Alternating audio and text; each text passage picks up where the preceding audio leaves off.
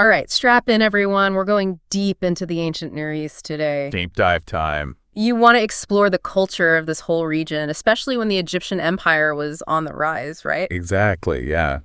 Well, we've got these excerpts from History of Egypt 04 PDF. They're like our treasure map. Oh, those are great sources. Seriously, it's wild. Like suddenly you're seeing the landscape, the cities, people going about their lives, even their gods. It really paints a picture, doesn't it? Though it's worth remembering, we are looking at this through Egyptian eyes, their record. Oh, totally. It's like reading someone's travel blog from, 3,000 years ago? You get their takes, but you always wonder what the locals thought. Oh, right. Always multiple sides to every story. Okay, so first things first, the geography. This region wasn't a walk in the park. Imagine towering mountains, Lebanon, anti-Lebanon, some peaks over 10,000 feet high. Wow. And then you've got the Orontes River winding through it all. They called it the rebel, wild, unpredictable. Makes sense given how vital those geographic features were. Mountains, natural fortresses, and the Orontes River, even if it was a bit temperamental, essential for trade, agriculture, the whole shebang. Yeah, like how the Nile shaped Egypt. Right, Yeah. absolutely. Same idea. So the excerpts mention how people had to work for their water here. Wells, cisterns, canals, way more effort than along the Nile. A lot more effort, yeah. There's even talk about deforestation, like they were changing the entire landscape just to survive. Really makes you think about sustainability, doesn't it? Yeah, did they change too much, too fast? Big question. Okay, so we've got the stage set.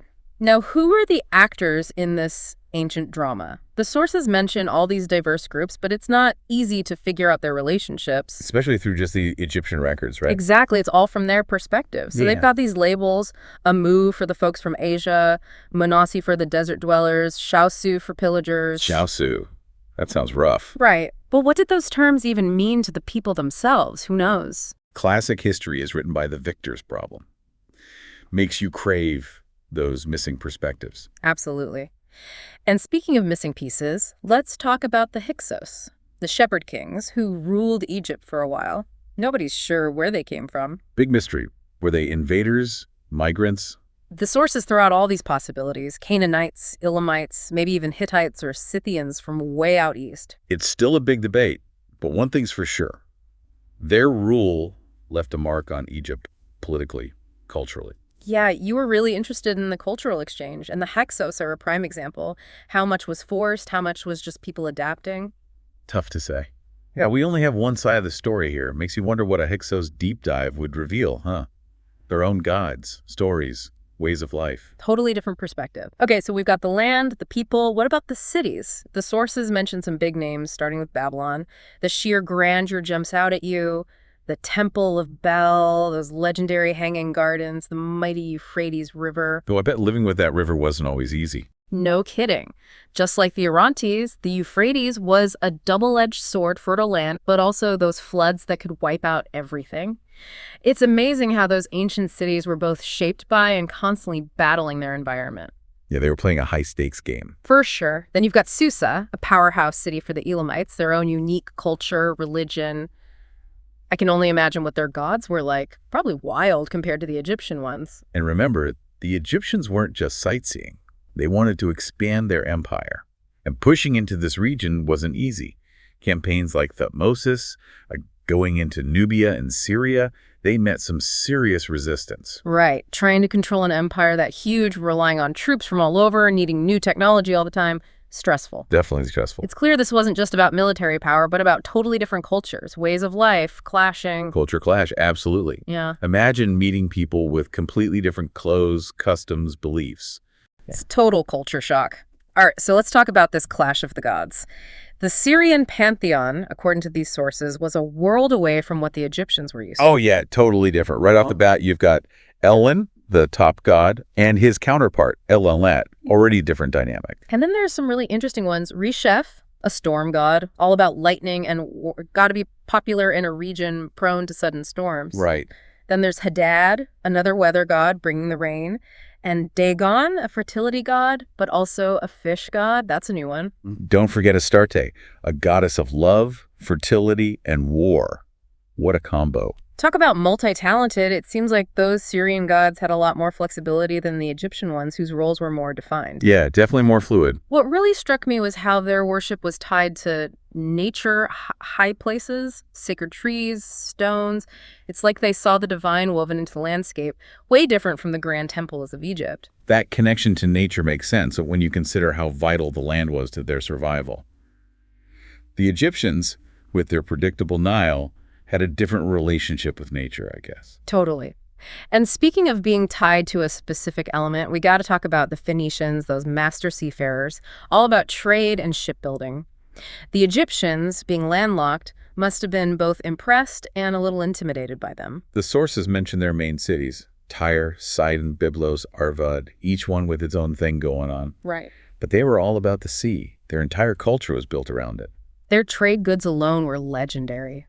Purple dye, imagine how valuable that was back then. Glassware, finely made weapons. They must have been racking up those ancient mariner miles, sailing all over the Mediterranean. They were the ancient world's best sailors, that's for sure. It makes you wonder what stories they brought back from those voyages. Tales of far-off lands and strange customs. Oh, absolutely. And it reminds us that the ancient world wasn't as isolated as we might think. Cultures were bumping into each other, trading stuff, sharing ideas. Yeah. Maybe even some religious practices. Okay, so we've got the land, the people, the cities, a glimpse into their beliefs. But before we move on, I gotta ask, how did these folks view death and the afterlife? Especially compared to the Egyptians, who were kind of obsessed with it. Well, that's where things get really interesting. Remember those elaborate Egyptian tombs, all about preserving the body for eternity, mummies and all that? Yeah. Well, the Syrians and Phoenicians, they took a totally different approach. The Syrians and Phoenicians weren't so focused on fancy tombs or preserving bodies. The sources mention them using natural caves, rock-cut tombs, even simpler burial practices. It's almost like they were less concerned with the physical body and more about the soul's journey or something like that. Huh. Yeah, that's a big difference from that whole mummy for eternity thing the Egyptians had going on. Makes you wonder if their whole idea of the afterlife was different too. Maybe they saw it as a clean break, leaving the material world behind. Right. That's what's so cool about studying different cultures side by side. It challenges those assumptions, you know. Speaking of assumptions, remember how we talked about the Hyksos and how the Egyptians viewed them? Well, even their name, Hyksos, has a couple of different interpretations. Wait, really? I always thought Shepherd Kings was the straightforward translation. Yeah, that's the common one, based on an Egyptian historian writing much later. But some scholars think Hyksos actually comes from Hekakasut, meaning ruler of foreign lands. Subtle difference, but it changes the whole vibe. Totally. Suddenly they sound less like invaders and more like, well, rulers. Maybe even legitimate rulers, from some people's point of view. Exactly. It shows how even a name can be spun. Makes you wonder what other stories we're missing. Nah, for sure. Speaking of stories, let's go back to Babylon for a minute. We talked about the Temple of Bel, the Hanging Gardens, but what really stood out to me was the city's layout. Split in two by the Euphrates River, connected by canals and bridges, talk about organize. Right. And it wasn't just practical. It reflected their beliefs, too. Yeah. That massive ziggurat dedicated to Marduk, their main god Rain. It was like a giant staircase to heaven, dominating the skyline. A constant reminder of that divine order they believed in. So it wasn't just function, it was a statement like, hey, look at us, we're connected to the cosmos. Exactly. And every city had its own personality. Susa, for example, known for its elaborate palaces and that prime location on the trade routes. It was on the eastern edge of Mesopotamia, like a crossroads for goods flowing between the Iranian plateau and the Mesopotamian lowlands. I can just picture those camel caravans loaded with silks and spices, all that haggling in different languages. A real melting pot. And speaking of melting pots, we can't forget the Phoenicians and their legendary trade network. They were like floating marketplaces, their ships packed with everything, purple dye, glassware, those finely crafted weapons. Seriously, how did they pull that off? Sailing all over the Mediterranean, those long-distance routes. They must have been fearless, not to mention expert navigators. Fearless, for sure. The sources mention how they used the stars, the North Star, as their guide. Talk about pioneers. And their shipbuilding off the charts. Those ships had to be tough to handle those Mediterranean storms, you know? Yeah, they were the ancient world's best sailors, no doubt. It makes you wonder what kind of stories those sailors brought back from their voyages. Tales of far-off lands, strange customs. Totally sparks the imagination. And it reminds us that the ancient world wasn't as isolated as we might think. These cultures were mixing it up, trading goods and ideas, maybe even sharing some religious practices. Right, and speaking of religious practices, we talked about the Syrian pantheon, but what did they actually do? How did they worship? Well, the sources mention these high places, special spots, usually on hills or mountains, where they'd build altars and make offerings to their gods. It's like they were trying to get closer to the heavens, literally. A spiritual workout, huh? Haha, yeah, something like that. And they also had these sacred trees and stones that were part of their rituals. These natural elements were seen as like embodiments of the divine, a direct link to the gods. Shows how connected they were to the natural world. That's beautiful, actually. It makes you think about how different cultures approach that whole idea of the divine. Some try to escape the physical world, others find the sacred within it. Exactly. It's a fundamental question, isn't it? How do we connect to the universe, to something bigger than ourselves? Now let's bring the Phoenicians back into the mix. What about their religious beliefs? They had some interesting deities, right? Like Melkart, their main god, associated with Tyre. Oh yeah, Melkart was a big deal. Often depicted as a warrior god, protector of sailors. You could say he was like their Poseidon. And then there was Astarte, who seemed pretty fascinating and maybe a little intimidating. Oh, Astarte is definitely complex. Love, fertility, but also war, all wrapped up in one goddess. Seems contradictory, but maybe it just shows how multifaceted the divine feminine was in their belief system. She was a fierce protector, and her worship was everywhere in the Phoenician world. It's interesting how many ancient goddesses have that duality, the nurturing and the destructive. It's like a reflection of nature itself, the power to create and destroy. Yeah, it's a powerful concept. And it definitely sets them apart from the male deities in a lot of pantheons, who often have these more rigidly defined roles. Another Phoenician god worth mentioning is Dagon, often shown as a fish god. Yeah, I remember reading he was linked to fertility and agriculture, which seems a little odd for a fish god, right? Maybe at first glance, but remember, the sea was everything to the Phoenicians, their livelihood, their source of food, their highway for trade. So it makes sense that Dagon's influence would extend to the land's fertility as well. It's all connected. It's about understanding the interconnectedness of it all, right? Like how the Egyptians saw the Nile as the source of life, the Phoenicians saw the sea in the same way. Exactly. These ancient cultures had this deep appreciation for the interconnectedness of nature, and their beliefs mirrored that. Now, since we're talking about the Phoenicians, let's touch on their preference for building cities right on the coast.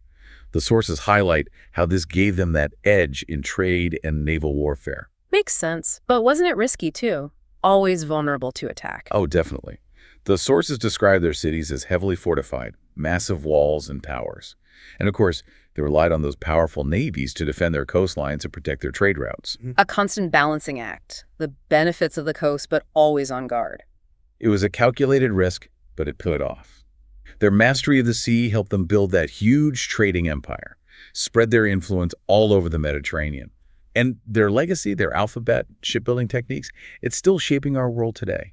Pretty amazing, considering they were always on edge. Okay, so we've explored this incredibly complex world of cultures and beliefs in the ancient Near East, how geography shaped them, how they interacted, their different religious beliefs.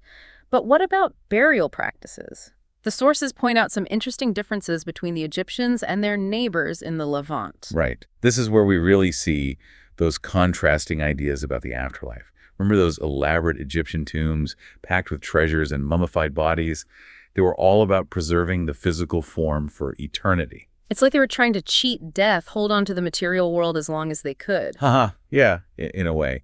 But the Syrians and Phoenicians, their approach was totally different. They weren't focused on fancy tombs or preserving bodies. Yeah, the sources mention natural caves, rock-cut tombs, and simpler burial practices, much more low-key. Exactly. And their tombs were often much simpler, not filled with as much stuff as the Egyptian ones. It's almost like they were less concerned with the physical remains and more focused on, I don't know, the soul's journey or something like that. Huh. Yeah, that's a big difference from that whole mummy for eternity thing the Egyptians had going on. Makes you wonder if their whole idea of the afterlife was different too. Maybe they saw it as a clean break, leaving the material world behind. Right. That's what's so cool about studying different cultures side by side. It challenges those assumptions. Speaking of assumptions, remember how we talked about the Hyksos and how the Egyptians viewed them? Well, even their name, Hyksos, has a couple of different interpretations. Wait, really? I always thought Shepherd Kings was the straightforward translation. Yeah, that's the common one, based on an Egyptian historian writing much later. But some scholars think Hyksos actually comes from hekakasut, meaning ruler of foreign lands. Subtle difference, but it changes the whole vibe. Totally. Suddenly they sound less like invaders and more like, well, rulers. Maybe even legitimate rulers, from some people's point of view. Exactly. It shows how even a name can be spun. Makes you wonder what other stories were missing. Nah, absolutely. Speaking of stories, let's shift gears a bit and talk about a pharaoh who left a pretty big mark on the ancient world. Thutmose III. This guy was a conqueror, right? The sources paint him as this brilliant military strategist, leading campaigns everywhere from the deserts of Nubia to the plains of Syria. Oh yeah, he was a force to be reckoned with. His reign was like the peak of Egyptian power, pushing their boundaries further than ever before. They even mention him crossing the Euphrates River, venturing into totally uncharted territory for the Egyptians. Wow, that's wild. Can you imagine the logistics of supplying an army that far from home? It must have been a constant struggle. The sources talk about the challenges they faced: mountains, securing supplies in hostile territory. They need a whole network of roads, forts, supply lines just to keep things moving. Talk about a high-stakes game, right? It really makes you appreciate the complexity of those military operations. And it highlights that their success wasn't just about brute force. It took meticulous planning, adapting to unexpected situations, and a whole lot of ingenuity. Thutmose III wasn't just a warrior, though, right? He also seems to have had a head for administration. The sources mention how he reorganized those conquered territories, setting up new provinces, appointing officials. Yeah, he understood that holding on to an empire wasn't just about conquering. It was about managing, maintaining control. It's a theme throughout history, isn't it? Empires rise through military might, but lasting power depends on good governance. It's like building a giant Lego structure. Conquering is just the first step. Then you got to figure out how to keep the whole thing from falling apart. Exactly. And toward the end of his reign, the sources mention a growing interest in trade and exploration. It's like he was looking beyond conquest, toward other ways to strengthen Egypt's position. Right. The sources highlight his fascination with this land called Punt, somewhere along the Red Sea coast. A place full of exotic goods, incense, ebony, gold, ivory. Punt was a source of luxury and wealth, and Thutmose III sent a massive expedition there, led by his trusted official, Nessie.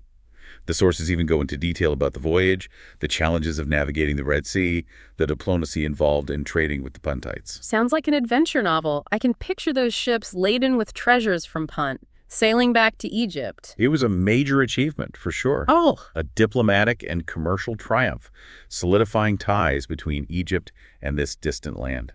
what do you think was driving Thutmose III to invest so much in trade and exploration? Was it just about the riches? He was a smart ruler.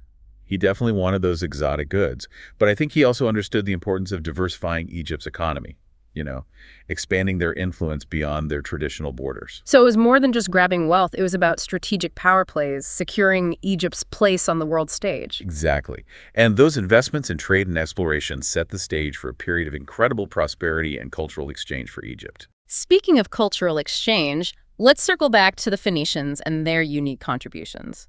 The sources specifically mention their development of that simplified alphabet, the one that got adopted and adapted by so many other cultures, including the Greeks. Oh, the Phoenician alphabet was a game changer. So much easier to learn and use than those complex writing systems of other civilizations like the Egyptian hieroglyphs or the cuneiform from Mesopotamia. It's crazy how something that seems so basic could have such a huge impact on history. Right. It shows the power of ideas, how they can spread and literally change the way people communicate, record knowledge. And it's a good reminder that even ancient cultures can leave a legacy that shapes our world today. For sure. Their alphabet is a testament to their ingenuity, their impact on civilization. Now, let's zoom in on one of their most famous cities, Tyre. The sources describe it as this bustling hub of trade, with ships from all over the Mediterranean crowding its harbor. Sounds like the ancient world's version of New York City or London, a real cosmopolitan center full of different cultures and languages. Tyre was a hotbed of commerce and innovation. Those skilled artisans crafting everything from that luxurious purple dye to delicate glassware, finely wrought metalwork, intricate jewelry. And they were known for their shipbuilding too, right? The best of the best. Oh, yeah. The sources describe their ships as large, sturdy, capable of hauling heavy cargoes across the often rough Mediterranean, and expert navigators, too, using the stars to guide them across the open ocean. It's amazing to think about the voyages they undertook, the risks they faced, and the connections they forged between all those distant lands. They were the ultimate networkers. It speaks to their courage, their ingenuity, their endless curiosity. And those voyages led them to establish colonies and trading posts all over the Mediterranean, spreading their culture and influence far and wide. It really challenges that image we sometimes have of the ancient world as static and isolated, doesn't it? These cultures were constantly interacting, exchanging ideas, goods, even people. And those interactions had a ripple effect, leading to new technologies, religious ideas, artistic styles. It's a fascinating web of interconnectedness. Okay, so we've explored the Phoenicians' achievements on the sea and their impact on the ancient world. But let's switch gears again for a moment and dive into the religious landscape of the ancient Near East. Yeah, let's do that. The sources highlight this incredible diversity of religious beliefs and practices in the region, a mix of indigenous traditions and influences from neighboring cultures. It seems like there was a lot of fluidity between different pantheons and deities, almost like a mix and match approach to religion. Exactly. The lines between different religious systems were blurry, with gods and goddesses being adopted and adapted from one culture to another. This syncretism is evident in their art, literature, and religious practices. The sources also mention the importance of fertility cults and rituals, which seem to have been widespread throughout the region. Yeah, fertility was a central concern for ancient societies, essential for their survival and prosperity. They believed the gods and goddesses controlled those forces of nature, including the cycles of life and death. And they performed these elaborate rituals to appease those deities, ensure the fertility of their crops, their livestock, and themselves. It's fascinating how those ancient beliefs about fertility, the cycles of nature, still resonate with us today, even in our modern world. It speaks to the enduring power of those primal human concerns. Now let's turn our attention back to Egypt and their unique fascination with death and the afterlife. Oh yeah, the Egyptians really went all in on that. The sources describe those elaborate burial practices, the massive pyramids and tombs, the whole mummification process. They believed death wasn't the end, but a transition to another realm. And they went to incredible lengths to prepare for that journey, filling their tombs with provisions, furniture, even servants to accompany them into the afterlife. It's hard to grasp the sheer scale and complexity of their funerary rituals. It reflects their belief in the importance of preserving the body and soul for eternity, right? Yeah. And it gives us a ton of insight into their religious beliefs, social structures, their artistic traditions. And it highlights that enduring human fascination with death, with those mysteries beyond this life. It's a universal question, isn't it? Cultures throughout history have tried to answer it, and the Egyptians offer one of the most elaborate and enduring attempts. Now, let's go back to the Levant and explore those rich storytelling traditions they had. Yeah, the sources emphasize the importance of oral storytelling, those myths, legends, folk tales passed down through generations. Storytelling was central to their culture. Entertainment, education, a way to pass on their values and beliefs. Their stories often had these religious and moral lessons woven in, giving them a framework for understanding the world and their place in it. And it's amazing how those ancient stories can still resonate with us today, with those timeless themes of love, loss, betrayal, triumph. They tap into that universal human experience, don't they? They go beyond time and cultural boundaries, and they offer a glimpse into the hearts and minds of the people who lived back then. Now let's talk about a specific kind of story that was really popular in the ancient Near East. The epic. Ah, yes, epics. Those long narrative poems celebrating the deeds of heroes and gods, recounting their adventures, battles, triumphs. They were often performed at festivals and gatherings, entertaining, inspiring, reinforcing those cultural values. The sources mention the Epic of Gilgamesh, one of the oldest known works of literature. What can you tell us about it? The Epic of Gilgamesh is a true masterpiece of ancient Mesopotamian literature. It follows Gilgamesh, the legendary king of Uruk, on his quest for immortality after the death of his dear friend Enkidu. His journey takes him to the ends of the earth, forcing him to confront the harsh realities of human mortality and the inevitability of death. The epic reflects that Mesopotamian obsession with the afterlife, their belief in that shadowy underworld ruled by the goddess Ereshkigal. It's a powerful reminder that even back then, humans were wrestling with those big questions about life, death, the meaning of it all. Their myths and legends are like a window into their deepest thoughts and feelings, their attempts to make sense of the world. Now, let's shift gears a bit and talk about ancient Egyptian art and architecture. The sources describe their monumental architecture, those pyramids, the temples, those giant statues. They've captivated the world for centuries. It's incredible, isn't it? The sheer scale and ambition of their architecture is mind-boggling. The pyramids are probably the most iconic example. Their size, the mystery surrounding their construction, it still fascinates people today. The pyramids served as tombs for the pharaohs, and their construction was a monumental undertaking, requiring thousands of workers and decades of labor. They were also astronomical observatories, aligned with the stars, embodying that Egyptian fascination with the cosmos. It's mind-blowing to think about the engineering feats they accomplished, using simple tools and human labor. They were masters of stonework and construction, and their monuments continue to inspire awe and wonder today. Now let's talk about Egyptian temples, which were equally impressive in scale and complexity. Yeah, the sources describe them as these sacred spaces dedicated to specific gods and goddesses, like the gods' earthly residences, right? Exactly. Temples were considered the homes of the gods, filled with intricate carvings, paintings, and statues depicting the myths and legends of the Egyptian pantheon. There were also places of ritual and ceremony where priests performed elaborate rites to appease the deities and ensure the well-being of the kingdom. It's fascinating how their art and architecture were so intertwined with their religious beliefs. Their monuments reflect their worldview, their values, and their understanding of the cosmos.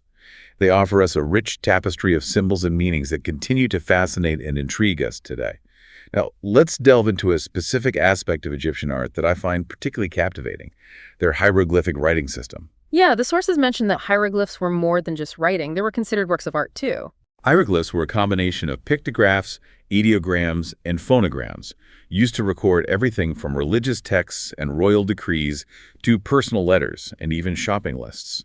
They were often carved into stone or painted onto papyrus, and they're just beautiful, all those intricate details and symbolic richness. It's amazing how they conveyed such a range of ideas and emotions through that complex system of symbols. It's a testament to their creativity and ingenuity, and their hieroglyphic writing has fascinated scholars and enthusiasts for centuries, offering valuable insights into their language, culture, and worldview. Now let's talk about the role of women in ancient Egyptian society. This is where things get interesting. The sources note that women in ancient Egypt had more rights and freedoms than women in many other ancient cultures. Really? In what ways? Well, for one, Egyptian women could own property, inherit wealth, even engage in business transactions. They were active in religious life, too, serving as priestesses and participating in temple rituals. It's interesting that they even had female pharaohs like Hatshepsut who ruled Egypt for over 2 decades. Hatshepsut was a remarkable ruler. Her reign, a testament to the power and influence women could hold in ancient Egyptian society. She commissioned ambitious building projects, expanded trade networks, even led military campaigns. It reminds us that gender roles and expectations weren't always as rigid in the ancient world as we might think. Exactly. It's a testament to the achievements of these incredible women who defied those norms and left their mark on history. So we've explored the lives of women in ancient Egypt. What about the kids? What was it like to be a child back then? The sources mention that children were cherished and well cared for.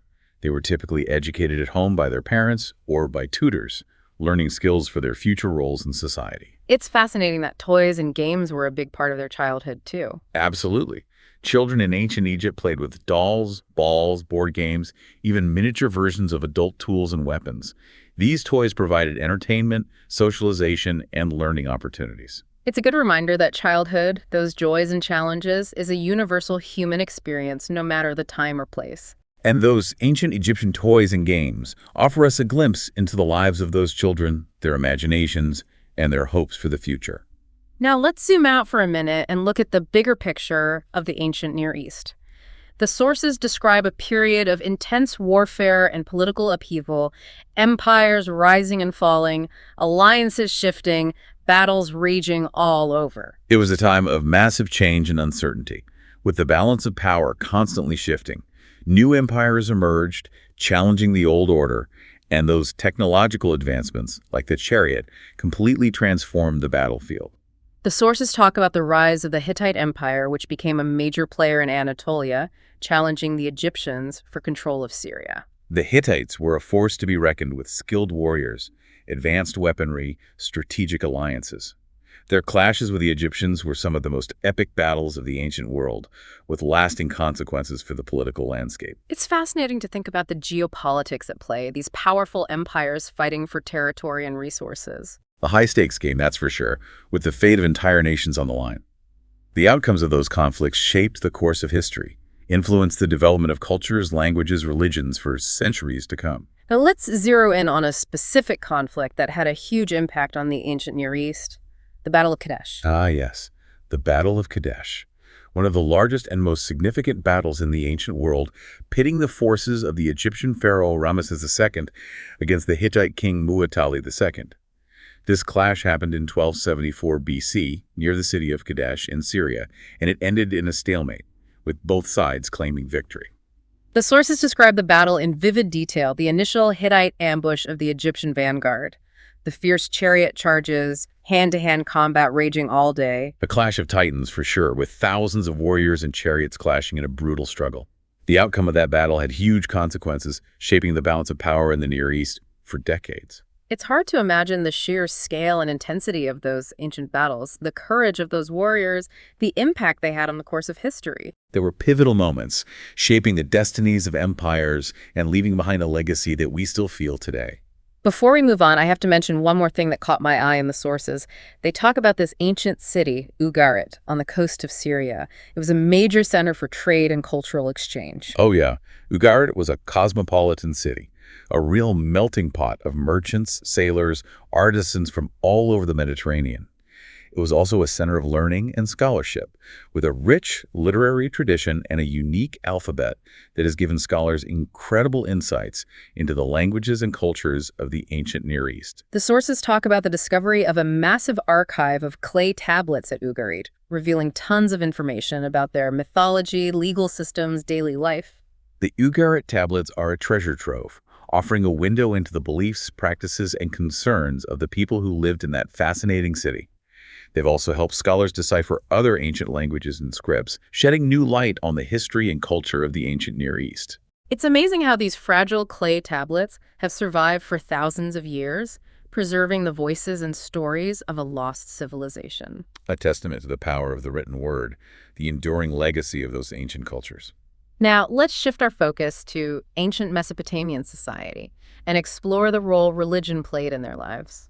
The sources emphasize the importance of the ziggurat, that massive stepped pyramid, as a temple and a symbol of the city's connection to the divine. Yeah, the ziggurats were like the skyscrapers of their time, towering over everything else, like a constant reminder of the gods watching over them. Exactly. The ziggurat dominated the Mesopotamian cityscape, a symbol of the power of the gods and the authority of the priests. It was a place of worship, sacrifice, even astronomical observation. It played a crucial role in the religious and social life of the community. It's like their architecture mirrored their beliefs, right? That idea of a hierarchical cosmos, the gods at the top and humans striving to reach them. Their religious beliefs were deeply intertwined with their understanding of the natural world. They saw the cosmos as this vast, complex system governed by divine forces. And the ziggurat, with its towering structure and sacred rituals, was that tangible link between the human and the divine. It really shows how religion permeated every aspect of ancient societies, shaping their worldview, their values, their daily lives. Absolutely. And the monumental architecture of Mesopotamia, from the ziggurats to the palaces and temples, stands as a testament to the power and influence of their religious beliefs. Okay, so we've talked about the religious landscape of ancient Mesopotamia, the importance of the ziggurat, but I'm curious about their mythology. What kinds of stories did they tell? Mesopotamian mythology is fascinating. Creation stories, tales of good versus evil, reflections on human nature, explorations of the afterlife. Their myths feature all these gods and goddesses, each with unique personalities, powers, domains. You mentioned the Epic of Gilgamesh earlier. It's one of the oldest works of literature we have, and it seems to offer some insight into their beliefs about death and the afterlife. Right, Gilgamesh, the legendary king of Uruk, embarks on this quest for immortality after the death of his best friend Enkidu. His journey takes him to the ends of the earth, forcing him to confront those realities of human mortality, the inevitability of death. The epic reflects that Mesopotamian preoccupation with the afterlife and their belief in that shadowy underworld ruled by the goddess Ereshkigal. It's a reminder that even in the ancient world, Humans grappled with those big existential questions: life, death, meaning. Exactly. Their myths and legends give us a window into their hopes, fears, and their attempts to understand the world around them.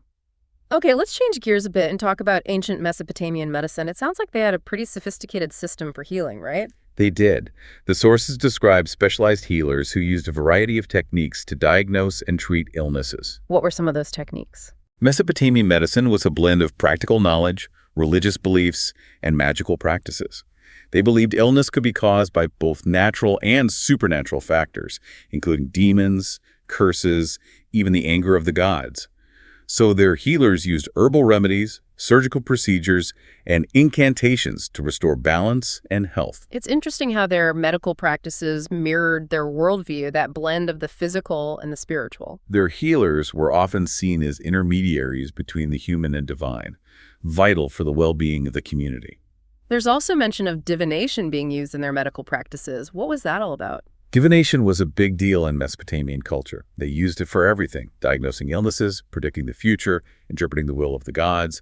They'd examine the entrails of sacrificed animals, study the patterns of stars, interpret dreams and omens to gain insights into the present and the future. It's amazing how they tried to understand the world, their place in it, through those practices. They believed the cosmos was full of signs and symbols that could be read by those skilled in divination. Their practices reflected their belief in a world governed by both natural and supernatural forces. Okay, so we've explored their medicine, their divination practices. But before we wrap things up, I gotta ask about their advancements in math and astronomy. They were real pioneers in those fields, right? They were. They developed sophisticated systems that had a massive impact on the development of science and technology. The sources mention they used a sexagesimal number system based on the number 60. That seems pretty complex. It was. But those mathematical innovations laid the foundation for so many of the concepts and principles we still use today.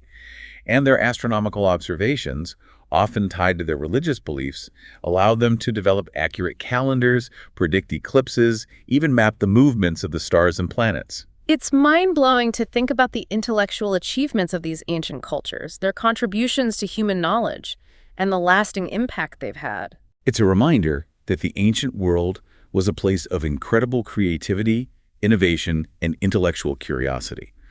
And their achievements continue to inspire us today as we seek to understand the mysteries of the universe and push the boundaries of human knowledge. Well, we've reached the end of our deep dive into the ancient Near East. We've covered so much: the geography, the people, their cities, their beliefs, their conflicts, their incredible achievements. We've seen how those ancient cultures interacted with each other, adapted to their environment, shaped the course of history in ways we still feel today. We've only scratched the surface of this vast and complex topic, but I hope this deep dive has given you a new appreciation for the rich tapestry of cultures and civilizations that thrived in the ancient Near East. And I hope it's sparked a curiosity to learn more, uncover those mysteries that remain, and discover those connections between the past and the present. After all, the ancient world is still speaking to us, if we know how to listen. It was. But those mathematical innovations laid the foundation for so many of the concepts and principles we still use in math today. And their astronomical observations, often tied to their religious beliefs, allowed them to develop accurate calendars, predict eclipses, even map the movements of the stars and planets. It's mind-blowing to think about the intellectual achievements of these ancient cultures, their contributions to human knowledge, and the lasting impact they've had. It's a reminder that the ancient world was a place of incredible creativity, innovation, and intellectual curiosity. And their achievements continue to inspire us today as we seek to understand the mysteries of the universe and push the boundaries of human knowledge. Well, we've reached the end of our deep dive into the ancient Near East. We've covered so much: the geography, the people, their cities, their beliefs, their conflicts, their incredible achievements. We've seen how those ancient cultures interacted with each other, how they adapted to their environment, and how they shaped the course of history in ways we still feel today. It feels like we've only just scratched the surface of this vast and complex topic. I hope this deep dive has given you a new appreciation for the rich tapestry of cultures and civilizations that thrived in the ancient Near East. And I hope it sparked your curiosity to learn more, uncover those mysteries that remain, and discover those connections between the past and the present. Because that ancient world is still speaking to us, if we know how to listen. Exactly. Thanks for joining us on this deep dive. We'll see you next time.